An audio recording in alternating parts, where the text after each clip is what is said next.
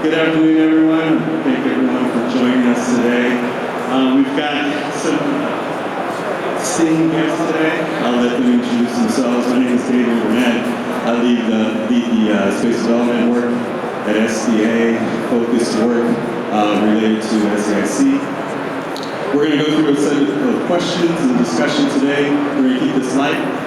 We're looking forward to any questions you may have if we get to that phase. So I'll let Ken Running introduce himself. Thanks, Davey. Ken Running, SCIC, do a modeling simulation of C4ISR, integrating with defense architectures. Pretty much every agency, combatant command, we've supported over a number of years. I am Deborah Factor. I am the head of Airbus US Space Systems with Airbus US Space and Defense. And I also sit on the board of our Airbus OneWeb satellite joint venture. And I'm really looking forward to our discussion today. Hello, James Hines. I'm the CEO of Airbus OneWeb Satellites, and that's a joint venture between OneWeb and Airbus. And you've probably heard a lot about OneWeb and a lot about Airbus in this conference, so thanks for taking the time out to listen. I think it's going to be a great discussion, so let's get on with it. Thank you, each of you, for that introduction. I think one of the conversations that continues to manifest in all the discussions around space is the speed to mission. When we start talking about speed to mission, sometimes there's discussion around systems, sometimes that's discussion around within the mission. As you kind of look at that question, Ken, do you have a concept or thoughts you want to share with the audience? Yeah, no thanks. So actually, I really like that phrase because it asserts one very important word, which is the mission. And for my background in national defense, that mission is ultimately the warfighter's mission. So speed to mission to me means delivering capabilities to the warfighter's needs at speed. And frankly, at speed that we haven't been able to see in defense in a very long time.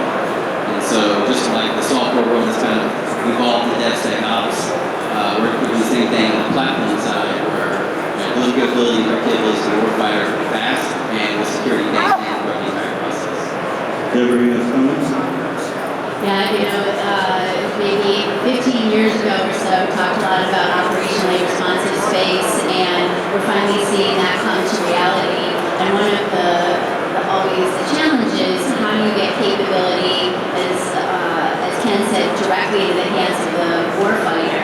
And you need rapid launch, rapid payloads, rapid systems, and the agility to evolve to a rapidly changing threat. And I think that today, that's one of our issues, is how we consider the threat and the need and match that up. So having everybody in the conversation, from the warfighter to the contracts people to the manufacturers, all together in the design helps us think a little bit differently to be faster.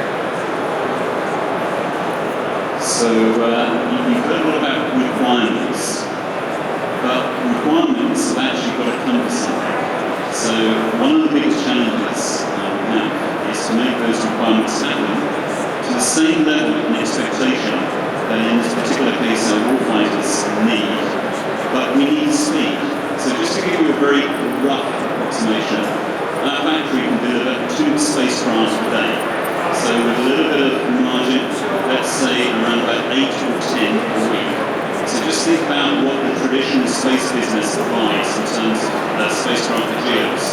It's around about 8 or 10. So you're seeing basically 2 orders of magnitude increase in speed, but the requirements of our customers remain. And that's perhaps one of our biggest challenges. Well, to that point, James, hold the microphone for a second, because you can talk about the speed of that, right? But a lot of times people stop at the initial discussion. As you look at the factories and the way products are coming offline, as you're describing, how do you ruggedize that? How do you make that responsive in the way that Deborah's talking about in the execution of actually the development of the silos? It's a really good question. And I will bring you to, first of all, 3 elements. And the 3 elements are the initial design of the spacecraft. When you have increased the volume, so delivering 2 spacecraft a day, you have to look at the design of the spacecraft. Really go for the FM, the FT, but it doesn't stop there. You've then also got to look at your process, and you've got to make sure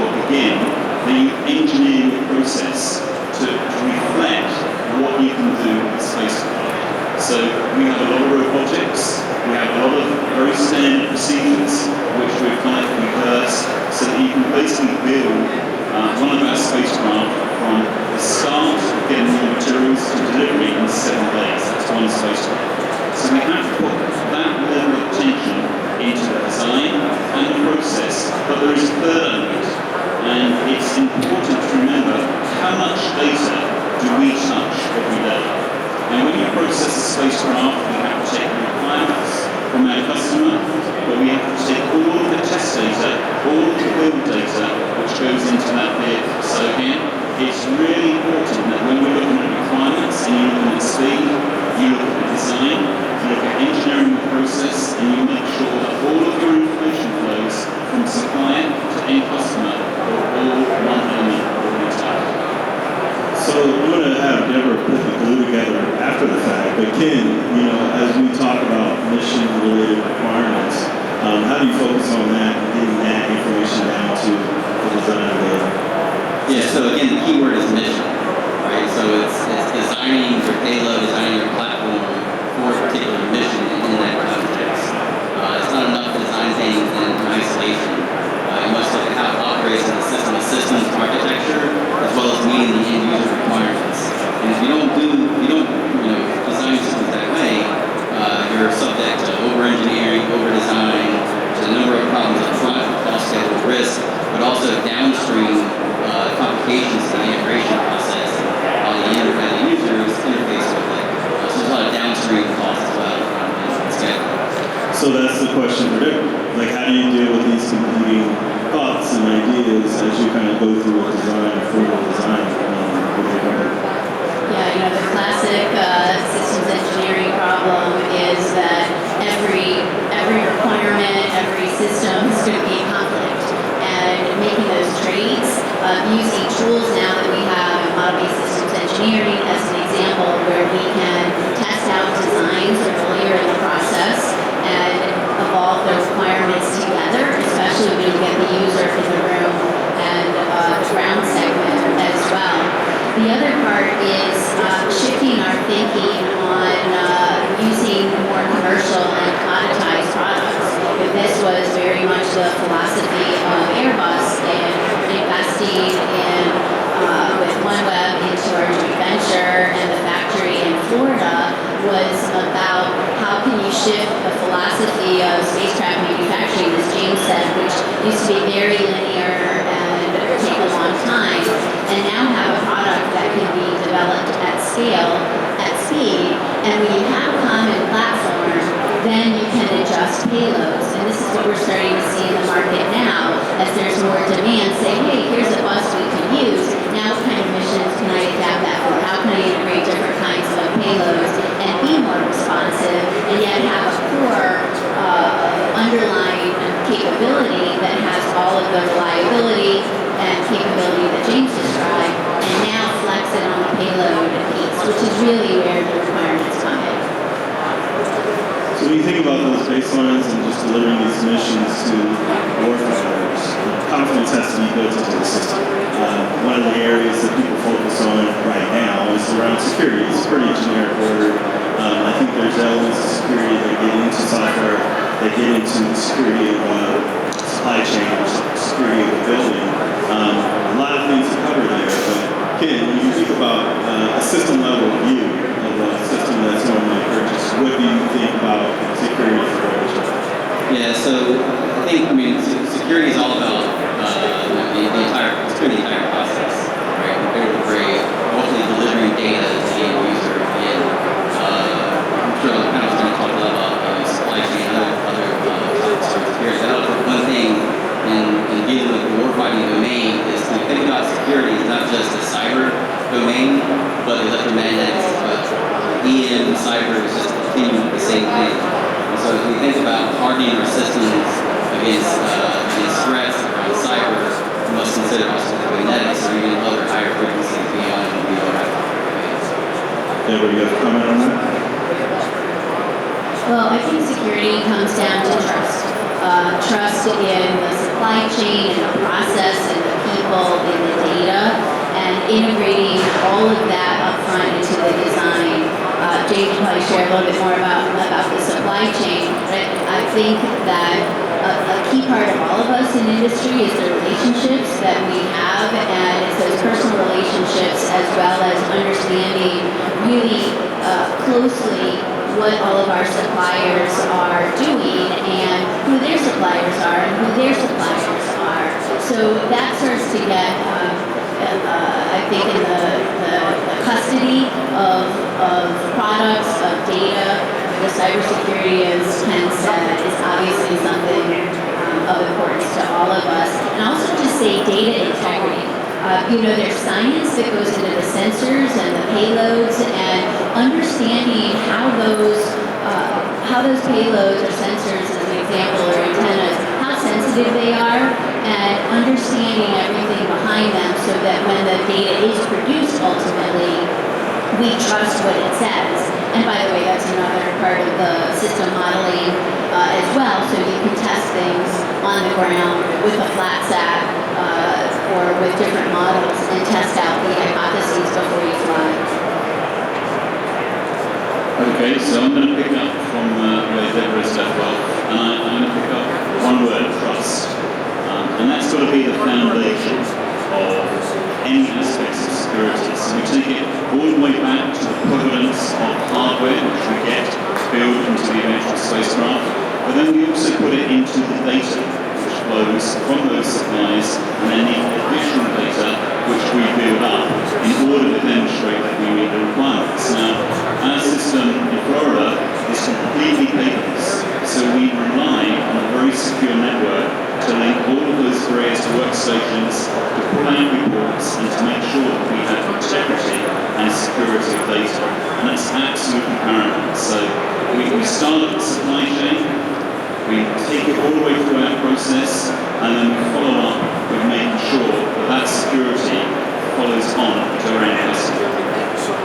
Thank you. I think there's, a really interesting kind of thread that echoes through the comments you all made around that specific topic. But if we roll back again and go a little bit higher once again, we talked about a completely paperless factory that you're operating. Kim, when you think about the overall design of the system, there's buzzwords out there around digital transformation, digital threads, and things like that. How do you perceive that in this kind of emerging, changing space environment that we're not only fighting in, but trying to support in terms of supply of systems? Yeah, so all the ideas around digital transformation, digital engineering, digital threads came up organically in this conversation. It's all encapsulated in everything we discussed. Digital engineering essentially enables everything we've been talking about, from speed to mission, security, etc. So we hit on all the topics around there. So what we're trying to do in digital engineering is, from the requirements that we discussed here, to the MBSE models, to the physics-based simulations, is tie all these things together, break down the air gaps between all these different professions. And what we do is we create a natural flow of data throughout the system, from requirements to your MBSE models to the simulations, and then output that back to check on requirements, check your mental effectiveness to meet requirements. When you do that, you essentially create a digital thread through the design process. Now, you start manufacturing and you're rolling out platforms or payloads on an assembly line, stamping with tail numbers, you're spinning off digital twins. Right? So there's a digital twin that's symbiotic to every physical platform that we have out in space. And that's going to enable a lot of the stuff, the data management that we talked about earlier, and how we manage design in these mega constellations where we're heading. So within one constellation, we're going to have n number of different platforms, different hardware revisions, software revisions, all having to operate together. And that complexity is going to be managed through digital engineering and digital engineering. Thank you. Comment, Deborah? Well, I was going to say there's an important part of linking the reality to the assumptions and vice versa.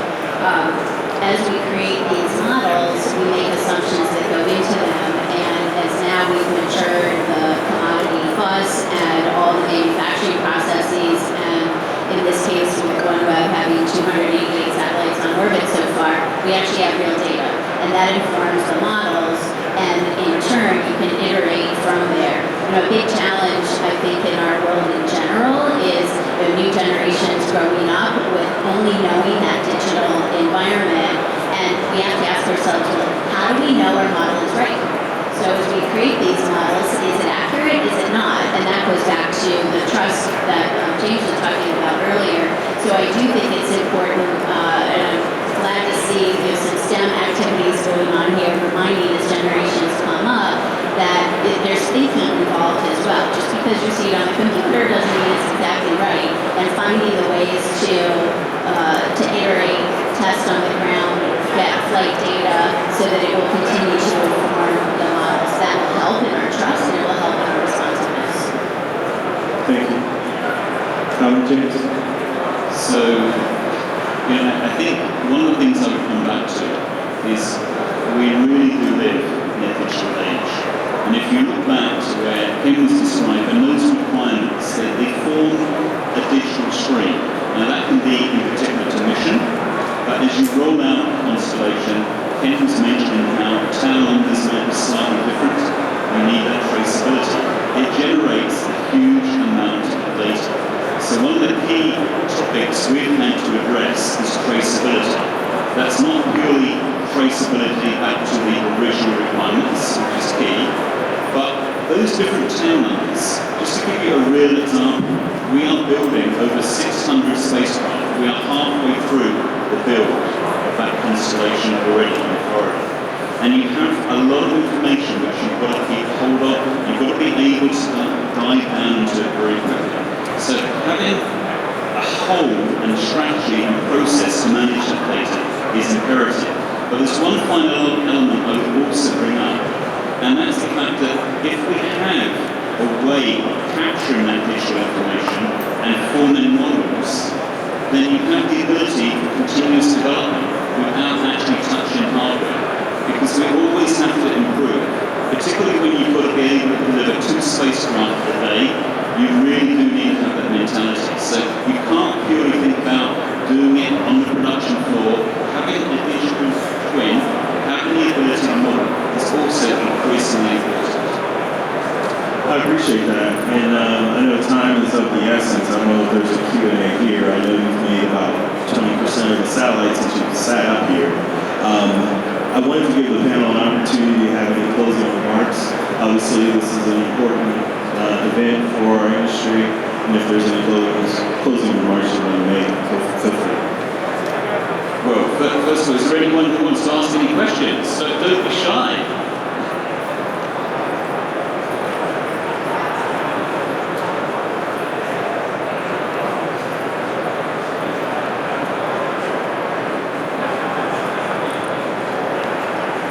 Hi, Mr. Warren. Excuse me. You mentioned traceability. Does that traceability extend to the hardware component level back to your supply chain? And can you elaborate a little bit about that? I asked you some cybersecurity supporting ComSatcom. Just had a question about that.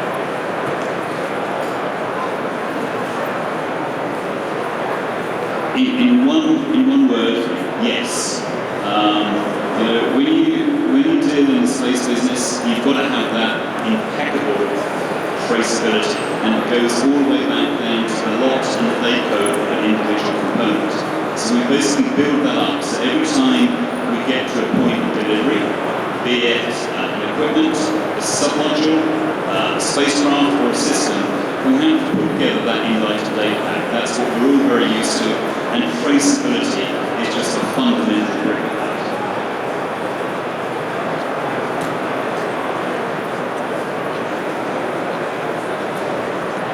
The first question's been asked, it must be. As you were talking about the visual engineering and the digital twins, how's that enabling interoperability? So how's that helping you collaborating with other businesses, companies, suppliers to ensure success? I'll take the first response, and then my colleagues might like to add. I think any time you do something different, you have to put effort into whatever that difference is. So right from the very start of OneWeb Vision, we try to make everything very uniform. So we put considerable effort into whatever that standard was. So it could be a standard of reporting from our suppliers, it could be a standard of reporting to our primary customer, but also to answer your question directly, as we market that product to other customers, what can we take forward? Of course, you've got to respect confidences between different customers, but what can we take forward? So we're trying to minimise the amount of repeat work, so not reinventing the wheel every single time.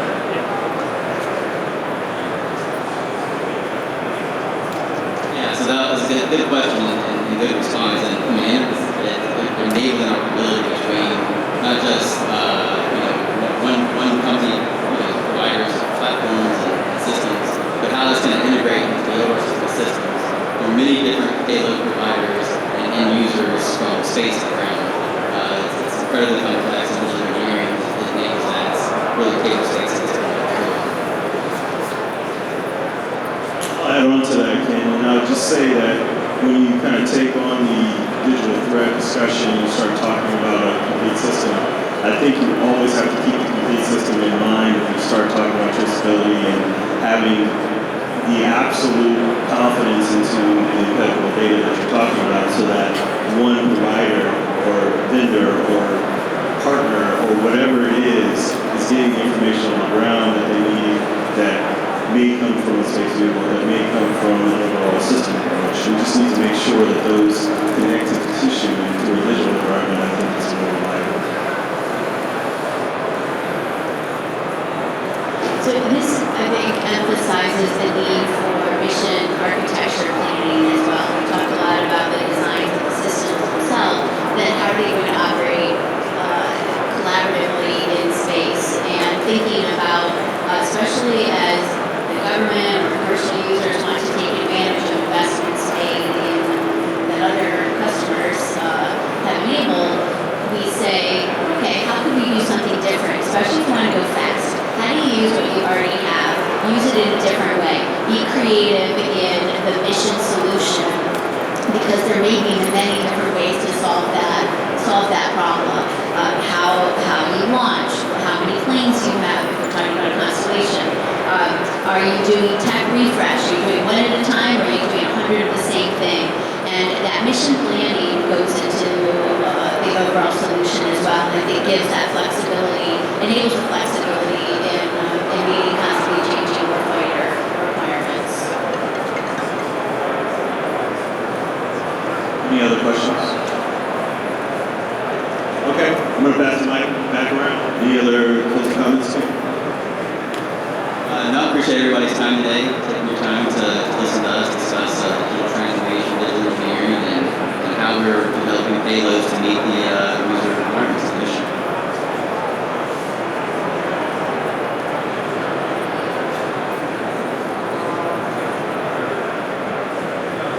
This conference emphasizes how important people are in the solutions, and I'm grateful to be able to interact with everybody again after so long, since the last satellite conference, and really proves that the relationships and the people who make all of this happen, and grateful for those partnerships.